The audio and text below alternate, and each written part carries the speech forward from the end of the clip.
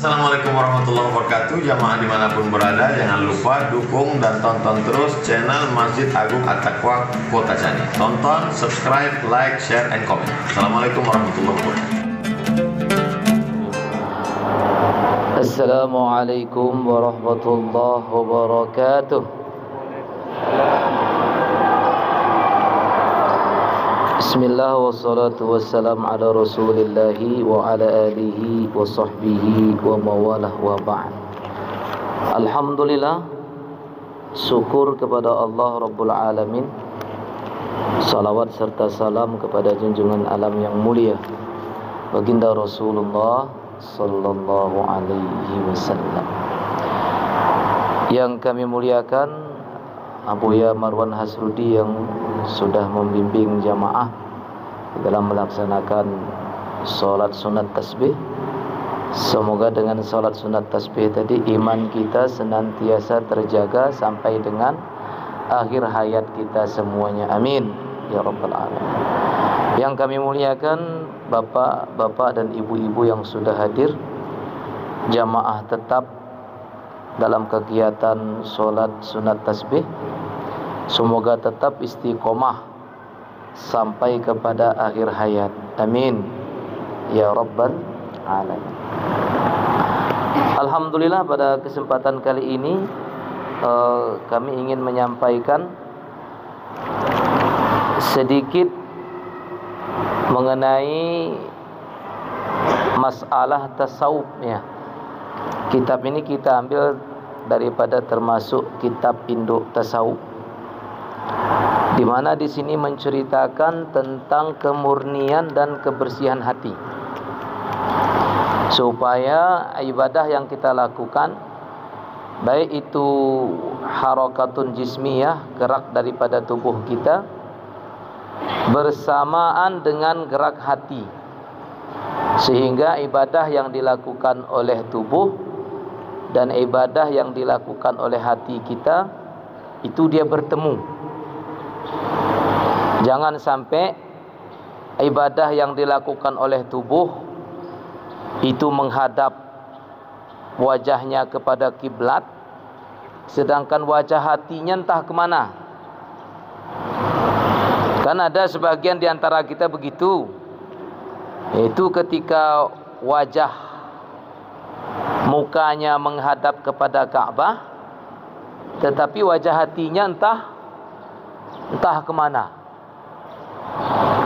Ada sebagian hatinya jalan-jalan, ada yang masih hatinya tinggal di rumah, ada yang hatinya menceritakan kawan di sampingnya ketika sholat. Kemana kawan ini sujud, lain ku tengok sujudnya, ya kan? Ada juga di di belakang itu yang sop kedua, bagus ku tengok mukena ibu ini, mana beliknya mukenanya ini. Yuh, halus kainnya. Habis sholat sunat tasbih ini ku tanyalah di kedai mana dijualnya mukenanya ini, katanya. Sedangkan badannya sedang beribadah, tapi hatinya jalan-jalan, entah kemana-mana hatinya. Maka si hati kita itu perlu kita adakan upaya pengikatan, perlu ada upaya kita lakukan perjumpaan. Bagaimana supaya hati kita itu berjumpa dengan gerakan, bagaimana supaya gerakan daripada badan kita ataupun gerakan daripada tubuh kita itu juga berkecocokan dengan gerakan hati, sehingga ibadat yang kita lakukan itu apa dia? Kalau ibarat bahasa alasnya mesra namanya. Bahasa Melayunya apa itu? Terasa. Pokoknya kalau bahasa alasnya mesra katanya. Kenapa disebut mesra? Karena gerakan badannya dan gerakan hatinya itu sama, ya, selaras. Maka di sini kata ulama kita adalah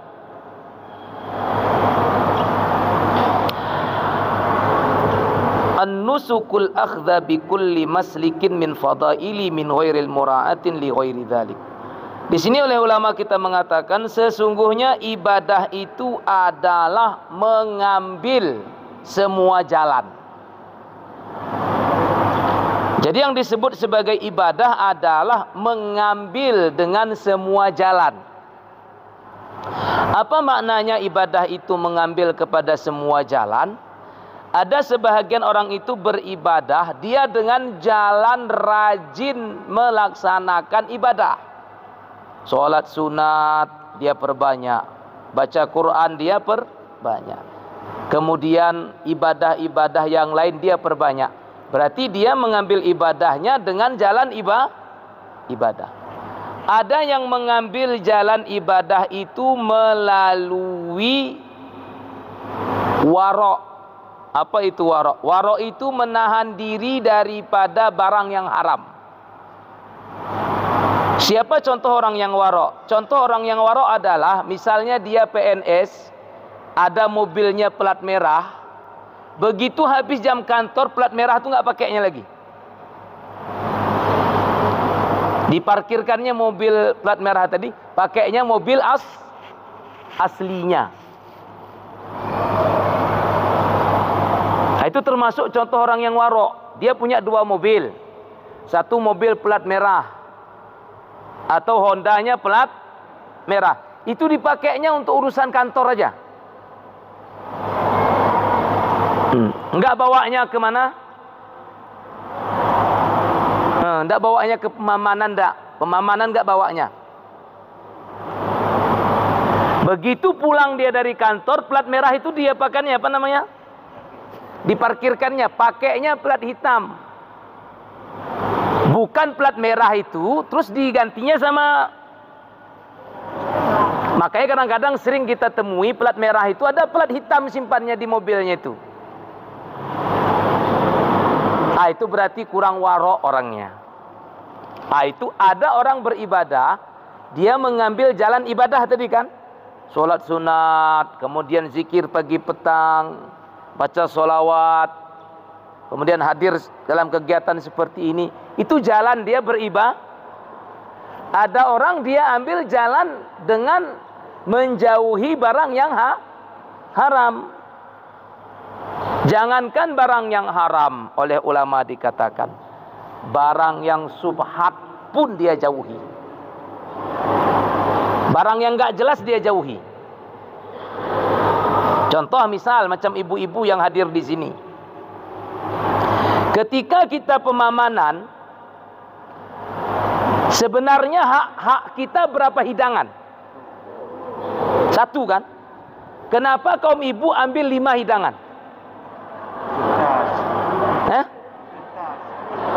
Masukkan ke tas.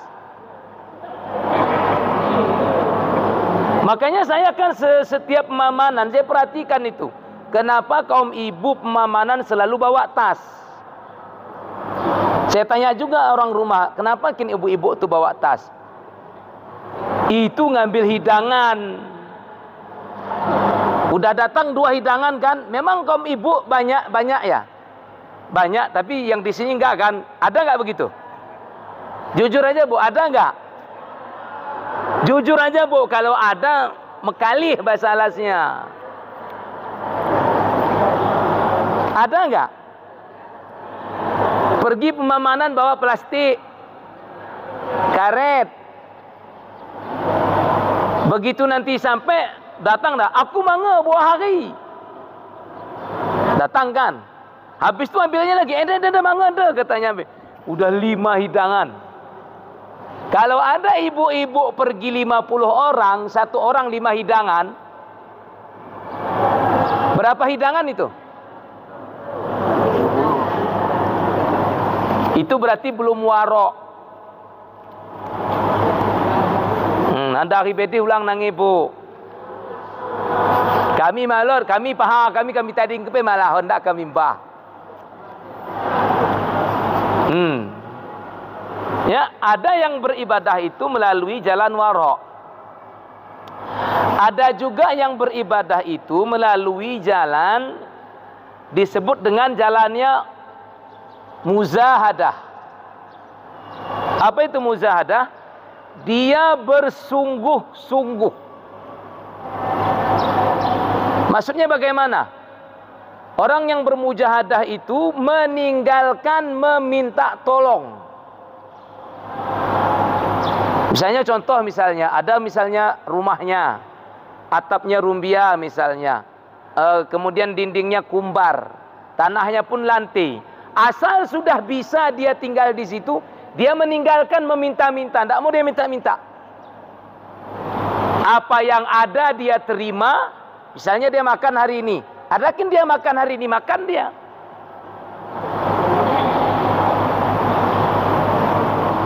Yaitu orang yang meninggalkan meminta-minta kepada manusia. Itu orang yang bermujahadah.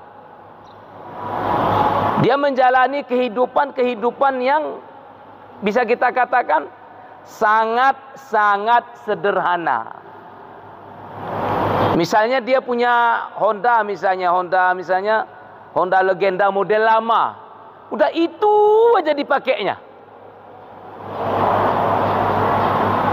Enggak terus berusaha dia nyari pinjaman supaya enggak ada, itu aja terus. Ada orang beribadah seperti itu. Ada lagi orang beribadah melalui jalan ma'rifat, yaitu masuk dia suluk. Masuk suluk dia. Ada lagi orang beribadah itu melalui jalan yang disebut dengan jalan murid. Dia menjadi murid kepada seorang guru. Mengabdi dia kepada guru itu. Apapun yang diperlukan oleh guru itu, maka dia siap melayaninya. Nah, sekarang begini. Semua yang kami sebutkan tadi, beda enggak gerakan badannya beda enggak? Tadi dia melalui jalan wara', ada melalui jalan mujahadah, ada melalui jalan suluk ya, masuk tariqat, ada melalui jalan jalan murid, melayani guru. Semua jalan ini tujuannya satu. Semua jalan ini tujuan satu. Tidak ada dikatakan lebih mulia ini daripada ini, enggak, sama. Tujuannya satu.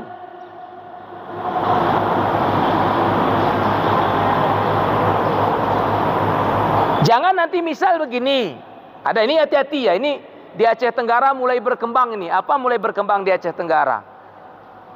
Karena dia sudah masuk suluk, ini maaf ya, udah masuk suluk, maka ibadah yang lain dia nafikan. Dia beranggapan hanya suluk itu satu-satunya jalan. Padahal jalan banyak. Jalannya boleh banyak, tapi tujuannya. Sekarang ini kami berikan misal. Bapak kerjaan apa? Petani. Bapak ini pensiunan pegawai BRI. Saya guru. Bapak itu pedagang, Pak ya. 1, 2, 3, 4. Saya ulang lagi. Bapak ini pekerjaannya petani. Petani, ingat Bu ya. Pekerjaannya petani. Saya guru. Bapak ini kerjanya pegawai BRI dulu, sudah pensiun. Kita taruhlah beliau pegawai, kita anggap. Dah, Bapak itu kerjanya pedagang. Beda enggak apa pekerjaan kami? Beda kan? Hasilnya sama enggak? Apa hasilnya? Tujuannya sama enggak? Apa tujuannya? Belum pas. Tujuannya sama enggak? Apa?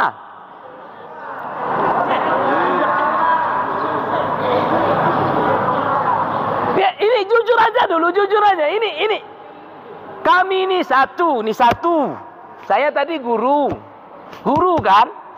Bapak ini petani, bapak ini bapak yang di ujung tujuannya apa? Ya, jujur aja, tujuannya uang. Loh, kok ini sekarang kok merasa alergi sama uang? Saya mau uang. Ada ibu bapak yang nggak mau uang? Coba dulu, jujur dulu. Abang kameramen mau nggak uang? Jujur aja. Saya mau uang. Coba ibu tengok nanti, kan ada kemarin saya tengok yang viral di TikTok tuh ada dua ya, ada dua viral di TikTok saya tengok. Satu, ada orang Afrika doa di depan Ka'bah, ini Ka'bah. Hadapnya Ka'bah tuh angkatnya, ya Allah uang ya Allah. Pulus. Depan Ka'bah. Dia minta pulus ya Allah, pulus uang katanya, uang di depan Ka'bah lah. Pulus. Ada orang Arab didengar samping kan.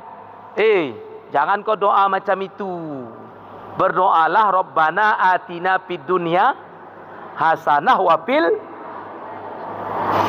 Kau kan ada uangmu katanya, bilangkan orang tu dah. Kau ada uangmu, aku enggak ada uangku katanya. Ya Allah, uang ya Allah, plus kan. Berarti dia jujur kan? Berarti dia jujur enggak dengan Allah? Allah kayakan dia. Saya tengok di TikTok terakhir jadi orang kaya dia.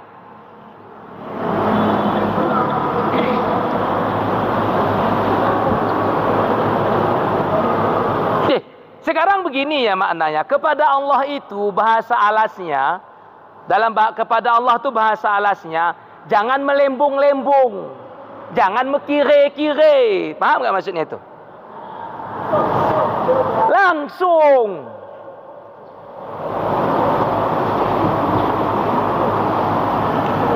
Bahkan ada orang berdoa kepada Allah itu begini, minta jodoh ya. Ya Allah, jodohkanlah fulanah itu kepadaku. Kalau dia berjodoh dengan orang lain, batalkan jodohnya sama orang lain, jodohkan dia sama aku.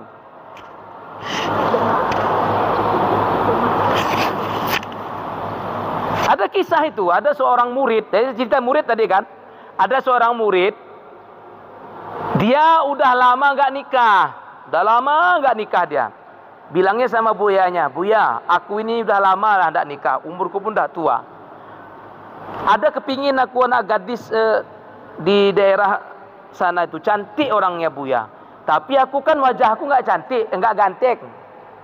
Jadi gimana caranya supaya bisa aku dapatkan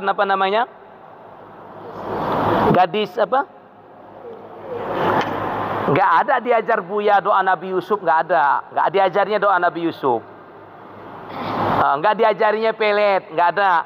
Akhirnya kata Buya itu, coba kau bangun hubungan yang baik dengan keluarganya. Bangun hubungan yang baik dengan, maka dibangunlah hubungan yang baik dengan keluarga sehingga keluarga perempuan tadi kenal dia dengan siapa nih tadi, dengan murid Buya nih tadi kan itu. Buya, udah 1 tahun lah aku membangun hubungan yang baik. Selanjutnya apa Buya? Selanjutnya doa. Doa lain macam doa tadi. Ya Allah, jodohkan aku dengan si fulanah.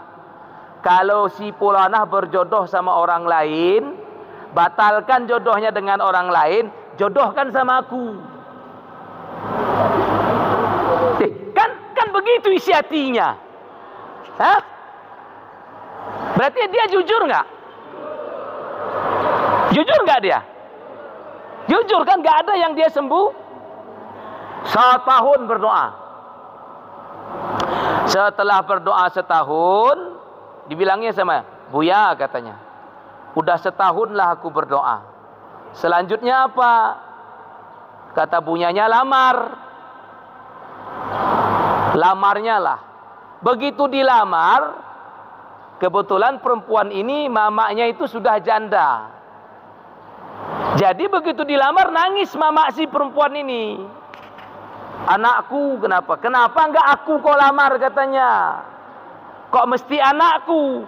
Aku udah setahun jadi janda katanya. Dan setahun ini aku doa sama Allah supaya kau jadi suamiku.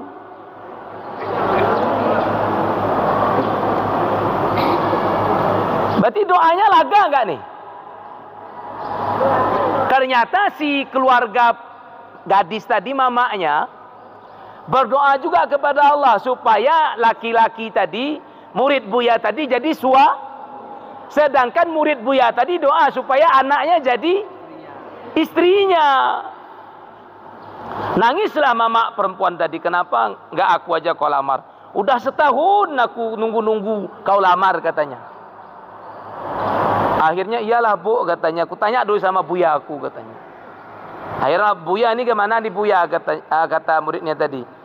Ku lamar anaknya, mamaknya yang menerima. Jadi gimana ini?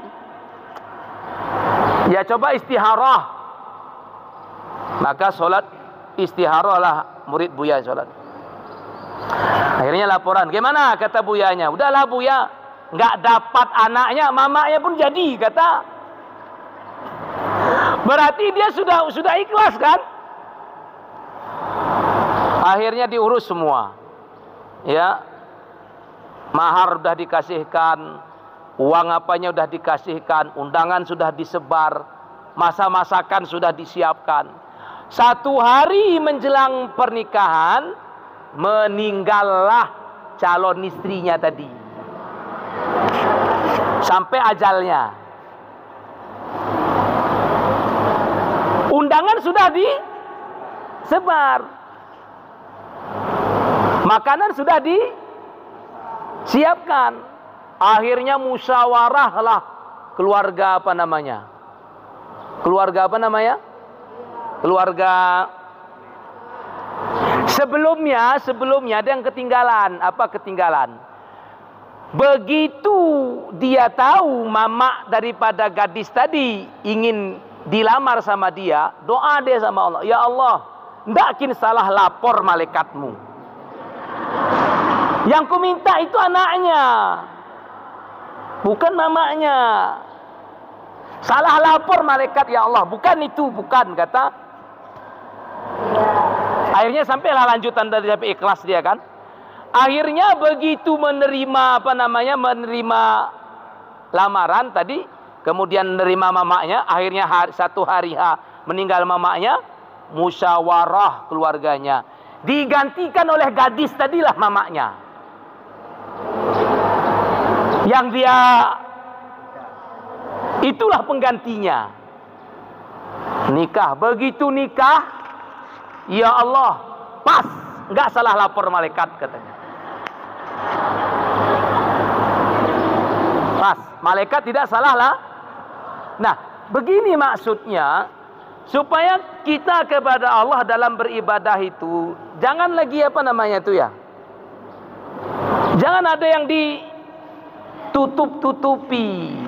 Macam mana rasanya di dalam. Dan ulama kita bilang begini, ibadah yang kita lakukan ini namanya rupa. Kita sembahyang sujud itu kan rupa. Ruku itu pun rupa. Kemudian ada isinya. Itulah yang disebut oleh ulama kita namanya ruh ibadah. Ada namanya jasad ibadah, ada namanya ruh ibadah. Sujud itu jasadnya, rupanya, bentuknya. Nah, di dalam sujud itu ada ruhnya. Apa ruhnya? Oleh ulama kita menyebutkan ruh daripada ibadah itu adalah ikhlas. Pertanyaannya, bagaimana cara mendapatkan ikhlas? Cara mendapatkan ikhlas, 1, ulama mengatakan, apa itu cara mendapatkan ikhlas? Tinggalkan yang haram. Kalau masih mau menerima amplop calon penghulu, masih mau menerima amplop caleg, masih mau menerima calon-calon yang lain, enggak, kapanpun ikhlas. Tidak mau. Karena ikhlas itu bukan di sini kan? Ikhlas itu di enggak, kapanpun mau. Kalau masih mau ngambil hidangan lebih, enggak, kapanpun mau. Enggak mau tuh. Sebelum kita meninggalkan yang haram, ikhlas itu sulit untuk didapatkan. Pertama, telinga meninggalkan yang haram, jangan dengar yang haram. Mata, jangan lihat yang haram. Mulut, jangan makan yang haram. Jangan berbicara yang haram. Pikiran, jangan pikirkan yang Kalau sudah bisa kita tinggalkan, maka ini kan ibarat apa namanya? Ini kan kita bilang ini aqua ya. Ini kan rupanya kan itu. Kalau sudah ada rupanya, bisa nggak diisi air? Inilah kalau udah ada wadahnya dah. Kalau udah ada wadahnya, bisa nggak diisi air? Nah, begitulah sholat yang kita lakukan. Sholat itu kan udah ada rupanya kan? Rupanya udah ada, wadahnya udah ada. Tinggal diisi. Isinya apa? Ikhlas. Ikhlas tempatnya di mana? Cara mendapatkannya bagaimana?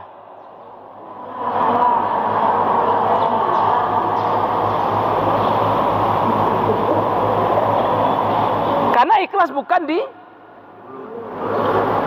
ikhlas aku madikan nih madikan p malet dekan p ni.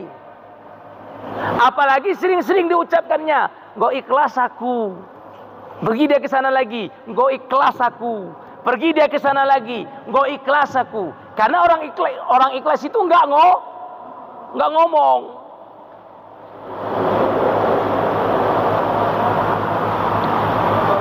Misalnya ada contoh misalnya orang cerai kelaki ni misalnya cerai kelaki ni yo. Roh yang meapun nonggo ikhlas aku. Padi roh rumah puhut na, go ikhlas aku. Padi roh rumah senina na. Berarti mangga Benggo ikhlas ya sip. Diam dia.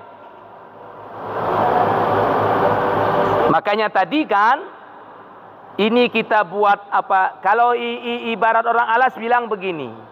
Jadi beribadah itu ada tubuh kasarnya, ada tubuh halusnya. Tubuh kasarnya inilah dia. Yang Bapak lakukan tadi, sujudnya, rukuknya, berdirinya, bacaannya, gerakannya, tasbihnya, tahlil. Itulah apanya? Apa namanya? Kasarnya. Itulah rupanya. Sedangkan isinya itu ruhnya yaitu ikhlas. Kira-kira kalau ada tubuhnya nggak ada ruhnya, hidup nggak?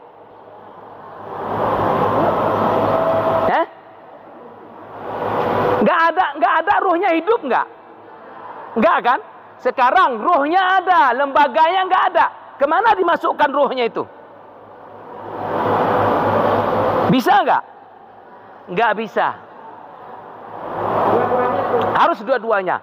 Maka oleh ulama kita mengatakan, kan ada ini, sekarang ini di Aceh Tenggara mulai bagaimana itu? Mulai mengatakan, tidak perlu lagi lembaganya, sembahyang lagi tidak perlu. Kan ada itu. Tidak perlu lagi sembahyang 5 waktu, ingat aja. Ada kan begitu? Ini tidak diterima. Mau di mana dibuat ini ruhnya ini kalau nggak ada lembaganya? Mau kemana ini? Ini air kalau nggak ada tempatnya, kemana kita buat? Gimana dibuat nih kalau nggak ada? Makanya kalau ada orang jumpa sama bapak ibu, ini misal ya, ini misal kami peringatkan sekali lagi, bapak udah sembahyang, udah, lalu siapa yang sembahyang? Atau siapa yang disembah? Siapa yang menyembah? Itulah aku udah nggak tahu. Jadi gimana tuh? Oh, ndak sah sembahyang bapak itu. Payah, nggak usah didengar. Duduk tulis, sembahyang terus. Sembahyang terus. Nggak usah dengarkan itu. Sembahyang terus. Nanti insya Allah pelan-pelan dengan giatnya kita menyembah kepada Allah, dengan rajinnya kita rukuk kepada Allah, pelan-pelan nanti kita diberitahu sejauh mana kita ikhlas. Itu saja singkat yang dapat kami sampaikan pada kesempatan kali ini. Baik, sebelum kita tutup mungkin ada pertanyaan dari Bapak Ibu. Silakan, Ibu silakan. Waalaikumsalam.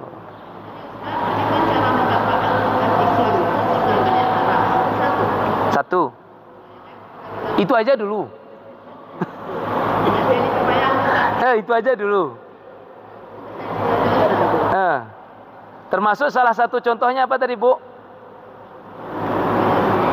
Jangan mengambil hidangan lebih ketika pemamanan.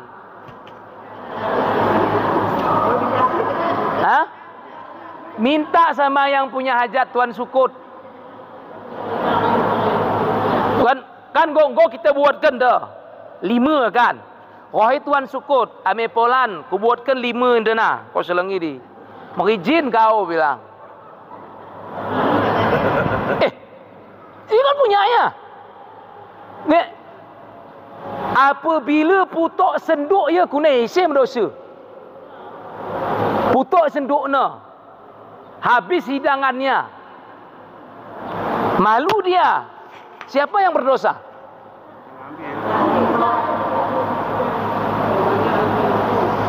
Kaum bapak, jangan ambil rokok saudara kita kalau enggak izin. Jangan letak saudara kita rokok di apa namanya? Minta. Aku rokokmu sebuah habis bilang. Bukan ambil aja, buat ke perintah, minta. Itu jalan utamanya. Tinggalkan yang haram. Kalau enggak kapan pun ada ruhnya. Tidak bisa. Tinggalkan yang haram. Ya, satu lagi silakan. Ya. Uang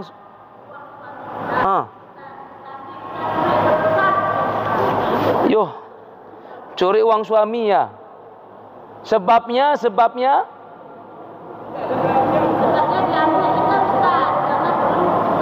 ini.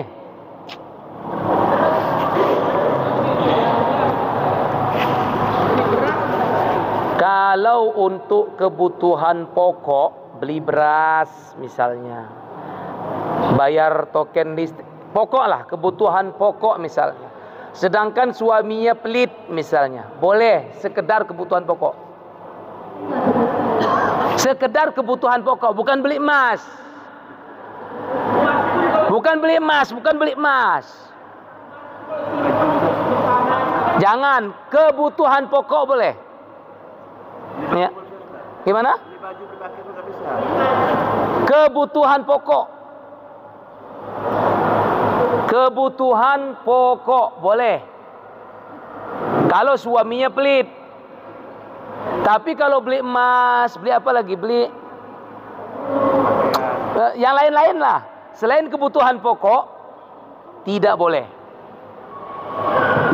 Harus izin.